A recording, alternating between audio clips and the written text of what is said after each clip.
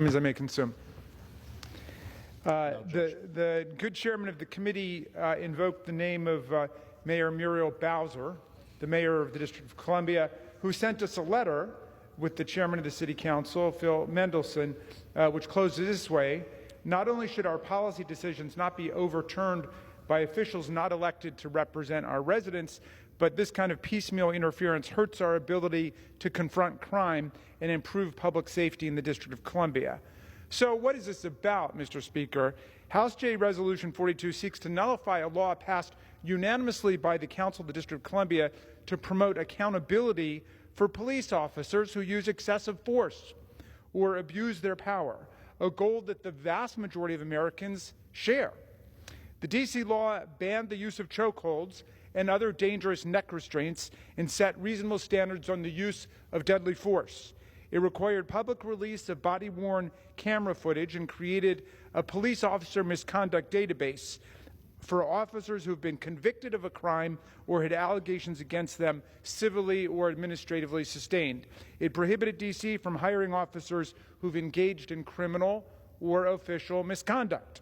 Most importantly, for these purposes, Mr. Speaker, the new law empowered the chief of police to fire or to discipline officers who break the law by removing police disciplinary matters from the control of arbitrators under collective bargaining. And this is the provision that galvanized opposition to the bill from the police union, the key provision that has now led our colleagues to wanting to convert the Congress of the United States into the largest city council in the world, a 535-member city council with the job of micromanaging and superintending the work of the 13-member council of the District of Columbia. The local police union hates this provision, which is their right, of course, and their chief has been the chief lobbyist against Washington, D.C. on this law. He was the key GOP witness in the oversight hearing on the law. His union sued when the legislation was first passed, asserting that it violated the U.S. Constitution not to subject the discipline of police officers to an outside arbitrator. They lost in the U.S. District Court for the District of Columbia. They lost in the U.S. Court of Appeals for the District of Columbia, and the Supreme Court did not grant cert, and still the union is running TV ads against this law and have obviously found friends on that side of the aisle.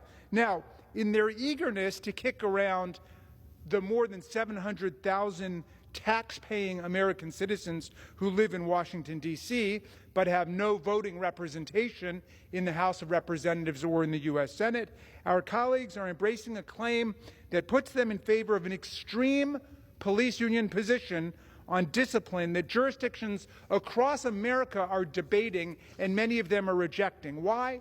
Well, D.C. is a good example.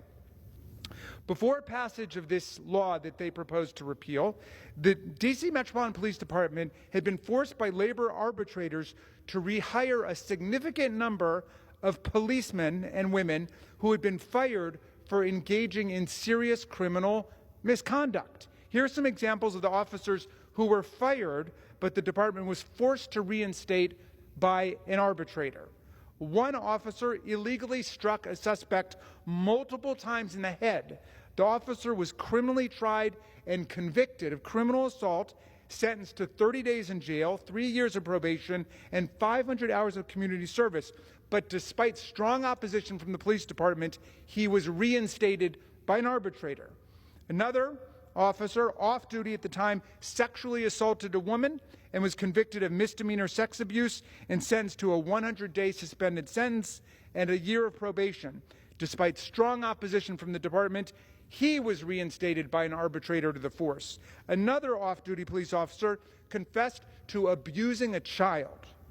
The officer was convicted of child abuse and sentenced to 5 years of probation. Despite strong opposition from the department, he was reinstated as well. Every D.C. police chief for at least the last 25 years has expressed outrage about the old system of having to rehire bad cops after they've been rehired for perpetrating serious misconduct against the people of Washington, D.C.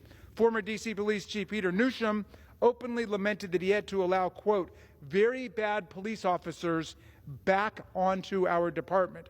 Former Police Chief Charles Ramsey said of this, "It is demoralizing to the rank and file who really do not want to have those kinds of people in their ranks. It causes a tremendous amount of anxiety in the public. Our credibility is shot whenever these things happen."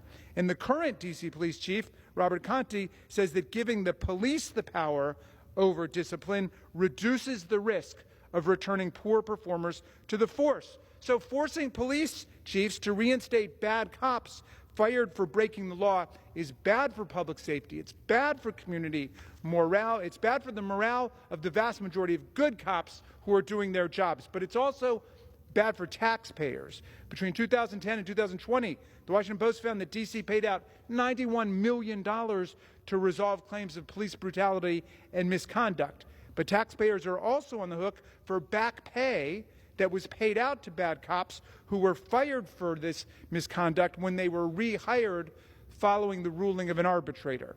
In a recent 5-year period, the D.C. Police Department was forced to rehire 36 officers. According to a D.C. auditor report, D.C. had to pay $14.3 million in back pay to these convicted and disciplined officers. Look, the question of whether police chiefs or arbitrators should be the ones to decide to put disciplined cops back on the force is a matter for local decision-making in Washington, as it is in every other jurisdiction in the country.